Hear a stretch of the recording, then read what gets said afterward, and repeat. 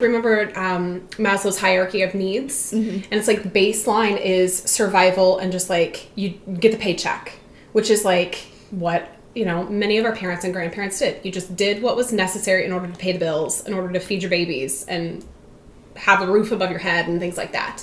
But now I feel like it's almost like your generation has really set the tone for flipping that triangle. And instead of working your way up to self-actualization, it's like, let's talk about, like you said, Kebeji, let's talk about your passions. Like, let's start that conversation as opposed to like, find something that pays the bills, the end. And it's like, let's talk about who you really are and how that molds you into a future that you actually love as opposed to just doing things out of necessity. My cousin called us the YOLO generation. You only live once. And I feel like that's definitely kind of who we are. Is like, we don't want to waste any moments being miserable if we don't have to be. And so, yeah, it totally makes sense that you followed your passion with what you do. You look at my generation and you see that, like, we don't take really from, like, any perspective, whether it's political or job-wise, money-wise. We're always finding ways to make ourselves heard and to not be told no.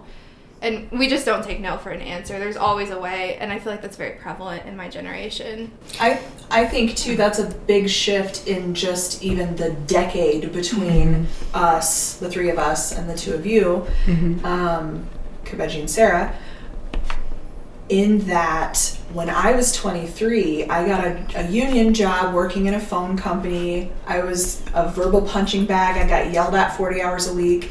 And I'm in a room with a bunch of people who've worked there for 30 years, and I was like, yes, I've made it. I have a job that will pay my bills, provide me with insurance, and because that's just what you did. Yeah. And I was there for like 4 years of resolving to just be miserable, and it took outside influence, culturally and socially, to be like, God, you know, you just don't have to live like that. But it's not something I learned from my friends or my parents.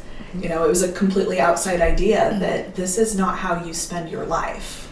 How do you feel like, because I think that in many ways, these other generations, and like Jesse brings up, we're, you know, 10 years older than you, whatever, and we've had a different experience. But how do you feel like other generations, I guess, deal with what your attitudes are or your belief systems? Like, how do they react to this non-conformity that you've left at the door?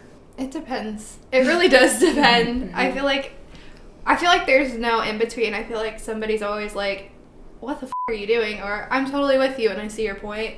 I'm very blessed to have Andrea and Jesse and Cassie by my side because I feel like they definitely always try to see my point.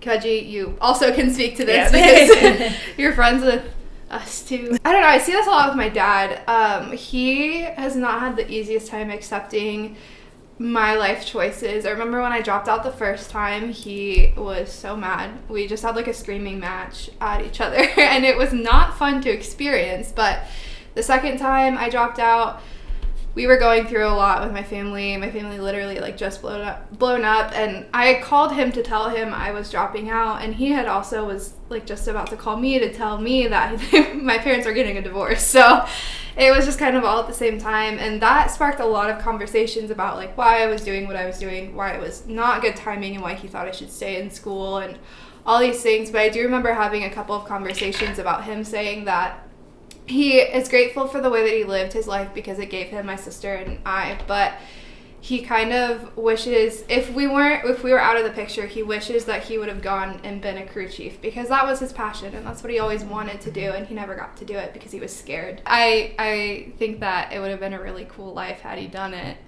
And I think that's one of those things where in a lot of ways, even us, like all of us sitting at this table, we have heard those stories from our parents or from our grandparents where it's like, I wish I would have done this. I really wanted to do this, but I was afraid to. Or this is what I would have done, but it was just not socially acceptable during my time frame. And that, I think, is the most heartbreaking thing to hear those stories. And maybe in a lot of ways, maybe that's why we are all in the same boat that we're in, because we're like, that will not be me.